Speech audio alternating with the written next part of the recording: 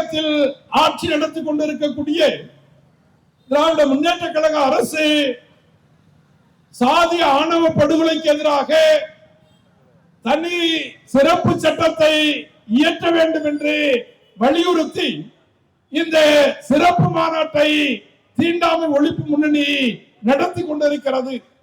ஆளுகின்ற ஆட்சியாளர்களை பொறுத்தவரை கடந்த சட்டமன்ற கூட்டத்தொடர் நடைபெற்ற போது தமிழகத்தில் ஆணவ படுகொலைகள் என்பது தொடர்ந்து நடைபெற்றுக் கொண்டிருக்கிறது. வட மாநிலங்களில் நடைபெறக்கூடிய ஆணவ படுகொலைகள் இணையாக தமிழகத்திலும் தொடர்ந்து ஆணவ படுகொலைகள் என்பது நடைபெற்றுக் கொண்டிருக்கிறது. இந்த படுகொலைகளில் ஈடுபடக்கூடிய குற்றவாளிகள் முறையாக தண்டிக்கப்பட வேண்டும், முறையாக அவர்களுக்கு தண்டனை என்பது கிடைக்க வேண்டும் என்றால் தனி சிறப்பு சட்டம் என்பது நிறைவேற்ற வேண்டும் என்ற கோரிக்கை தமிழக சட்டமன்றத்தில் மார்க்சிஸ்ட் கம்யூனிஸ்ட் கட்சி உள்ளிட்ட ஜனநாயக அமைப்புகள் சார்பாக முன்வைக்கப்பட்ட போது இன்றைய தமிழகத்தினுடைய முதல்வர் மரியாதைக்குரிய மு.க. ஸ்டாலின் அவர்கள் இன்றைக்கு இருக்கக்கூடிய குற்றவியல் சட்டங்களே போதுமானது, தனி சிறப்பு சட்டம் என்பது தேவையில்லை என்று தமிழக சட்டமன்றத்தில் அறிவித்தார்கள்.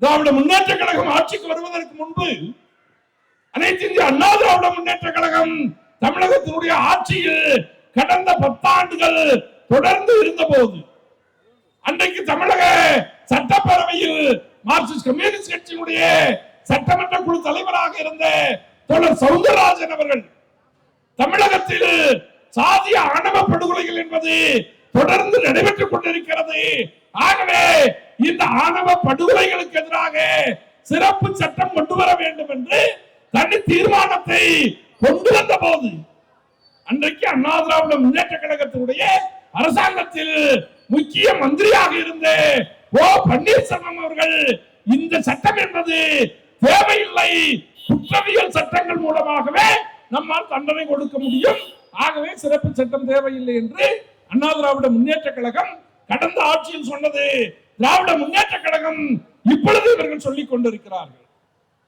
தமிழகத்தினுடைய முதல்வர் மரியாதைக்குரிய ஸ்டாலின் அவர்கள் தமிழக சட்டப்பேரவையில் ஆணவ படுகொலைகளுக்கு எதிராக சிறப்பு சட்டம் என்பது தேவையில்லை என்று சொன்ன 2 தினங்களில் ஆணவ படுகொலை என்பது தமிழகத்திலே நடைபெறுகிறது. 198 ஆணவ படுகொலைகள் இதுவரை தமிழகத்தில் நடைபெற்றிருப்பதாக ஆணவ படுகொலைகள் என்று வரையறுக்கப்பட்ட வழக்குகள் மட்டும் 198 வழக்குகள் என்பது தமிழகத்திலே பதிவு செய்யப்பட்டிருக்கிறது. அப்படி பதிவு செய்யப்பட்டிருக்கக்கூடிய வழக்குகளில் குற்றவாளிகளுக்கு தண்டனை என்பது முறையாக இன்றைக்கு இருக்கக்கூடிய குற்றவியல் சட்டங்கள் மூலமாக முறையான தண்டனை என்பது கிடைக்குமா என்றால் நிச்சயமாக அப்படி தண்டனை கிடைப்பதற்கு எந்த வாய்ப்புகளும் இல்லை. தமிழகத்தில் நடைபெறக்கூடிய இந்தியாவில் நடைபெறக்கூடிய இது போன்ற வழக்குகளில் 4% தான் 4% பேருக்கு தான் குற்றவியல் சட்டங்கள் மூலமாக தண்டனை என்பது கிடைத்துக் கொண்டிருக்கிறது. ஏனையோர் எல்லாம் சட்டத்தை தங்களுக்கு சாதகமாக பயன்படுத்தி வழக்குகளில் இருந்து விடுபடக்கூடிய ஒரு அவலம் என்பது தமிழகத்திலும் நடைபெறுகிறது, இந்தியாவிலும் நடைபெறுகிறது.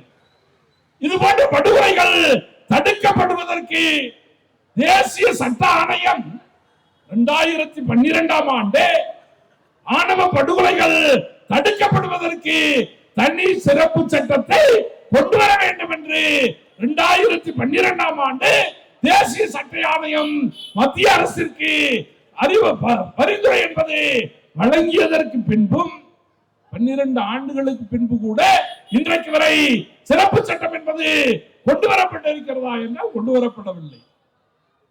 ஒருவரை ஒருவர் காதலித்து திருமணம் செய்யக்கூடிய இந்தியாவில் அல்லது தமிழகத்தில் ஒருவர் குறிப்பாக மணமகன் பட்டியல் சமூகத்தை சேர்ந்தவராக இருந்தால் படுகொலை செய்யக்கூடிய அவலம் என்பது இருக்கிறதா இல்லையா?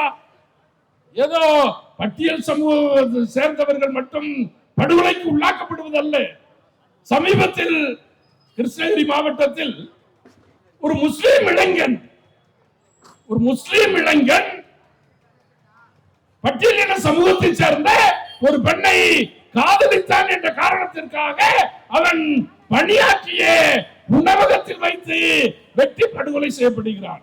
எந்த சட்டத்தின் அடிப்படையில் வழக்கு என்பது பதிவு செய்யப்படும்?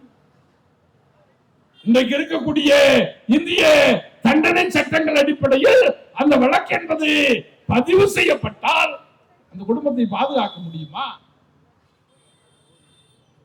ஆணவ படுகொலைக்கென்று தனி சட்டங்கள் என்று வந்து அந்த சட்டங்கள் கடுமையாக அமுலாக்கப்படும் போதுதான் இந்த ஆணவ படுகொலைகளை ஓரளவு தடுத்து நிறுத்த முடியும்.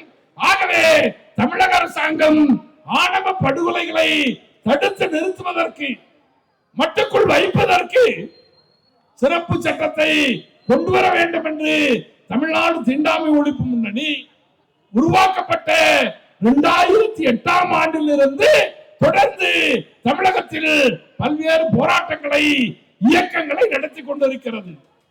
திருச்செங்கோட்டிலே பொறியியல் மாணவன் கோகுல்ராஜ் படுகொலை செய்யப்பட்டதற்கு பின்பு இந்த சட்டத்தினுடைய அவசியம் இன்னும் கூடுதலாகி கொண்டிருக்கிறது.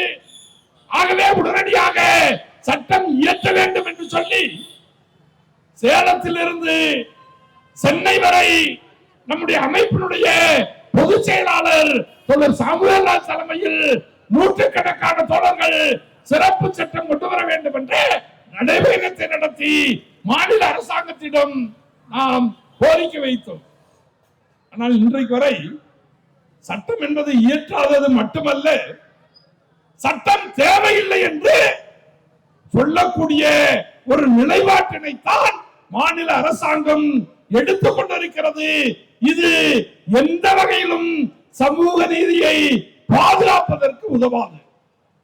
சமூக நீதியை பாதுகாப்பது மட்டுமல்ல, பட்டியல் சமூக மக்களது வாழ்வுரிமையை பாதுகாப்பதற்கும் உதவாது என்ற அடிப்படையில் மாநில அரசாங்கம் உடனடியாக தனி சிறப்பு சட்டத்தை இயற்ற வேண்டும் என்று இந்த சிறப்பு மாநாட்டின் வாயிலாக தமிழ்நாடு தீண்டாமை ஒழிப்பு முன்னணி மாநில அரசை வற்புறுத்தி கேட்டுக்கொள்கிறது என்று